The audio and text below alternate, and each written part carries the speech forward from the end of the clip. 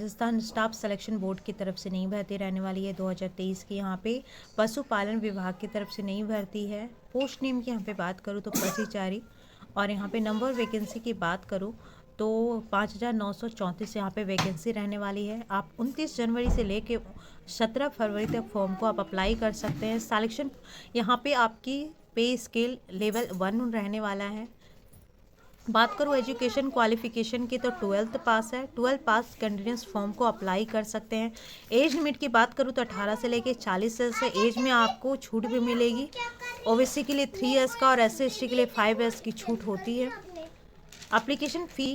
Application fee की बात करूँ तो जनरल OBC MBC के लिए 600 है, SC/ST BC EWS के लिए 400 है। फॉर ऑल दिव्यांग कैंडिडेट के लिए यहाँ पे आपकी 400 रुपये रहने वाली है। सिलेक्शन प्रोसेस आपका रिटन एग्ज़ाम होगा, उसके आधार पे आपका यहाँ पे सिलेक्शन होगा और आपका यहाँ पे इंटरव्यू भी लिया जाएगा।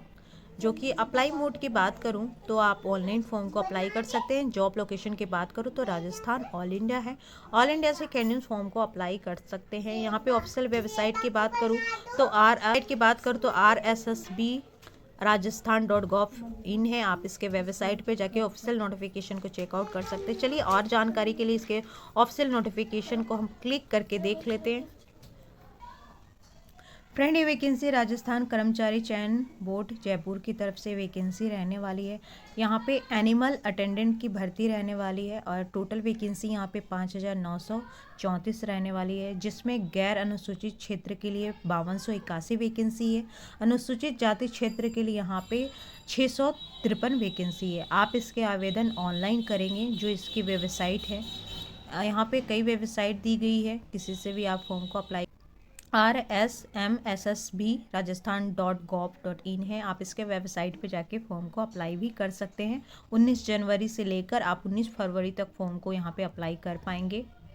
आपको यहाँ इस वैकेंसी से अगर जुड़ी कोई भी जानकारी आपको और चाहिए तो आप इसके हेल्पलाइन नंबर पे फ़ोन करके जानकारी ले सकते हैं। और यहाँ पे आप देख सकते हैं कि गैर अनुसूचित क्षेत्र के लिए कितनी वैकेंसियाँ है। जैसे कि सामान्य के लिए यहाँ पे 1334 वैकेंसी है, सामान्य महिला के लिए 381 वैकेंसी है और विधवा के लिए यहाँ पे 152 वैकेंसी है और यहाँ पे सामान्य के लिए 586। तो आप कैटेगरी वाइज यहाँ पे चेक कर सकते हैं किसके लिए कितनी कितनी वैकेंसियाँ रहने वाली है। यहाँ पे महिलाओं के लिए भी 30% का अलग से छूट दिया गया है, जिसमें महिलाओं के लिए है और यहाँ 2% का छूट दी गई है। तो जैसे आपने अंतर्राष्ट्रीय खेल संस्था या टूर्नामेंट में आपने खेला है तो आपको 2% का यहाँ पे छूट मिल जाता है।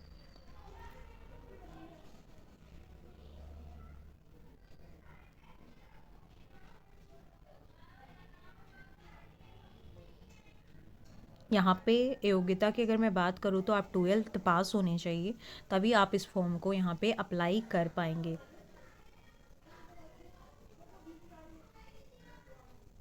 18 से लेके अगर यहाँ पे आयु सीमा की मैं बात करूँ तो 18 से लेके 40 से एज में आपको छूट भी मिलती है। जैसे कि OBC के लिए 3 ईयर्स का, अगर आप 40 ईयर्स के हैं तो OBC हैं तो आप 43 ईयर तक फॉर्म को अप्लाई कर सकते हैं और SC/ST है तो 45 ईयर तक आप फॉर्म को अप्लाई कर सकते हैं।